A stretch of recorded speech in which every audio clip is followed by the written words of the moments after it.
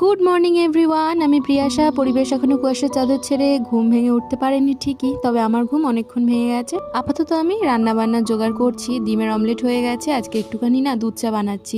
আসলে শীতকাল তো একটু খেতে ইচ্ছে হয়, ঠিক আছে, মাঝে মাঝে আনহেলদি জিনিস চলতে পারে। আর সকালে ব্রেকফাস্টে ছিল এইটাই, বাটার দিয়ে সেঁকা পাউরুটি, তার সাথে দুধ চা। এরপরে নিজে রেডি হয়ে নিয়েছি, পুকু তো রেডি, পুকু বেরিয়ে গেল স্কুল, আমিও চলে এসেছি দোকানে।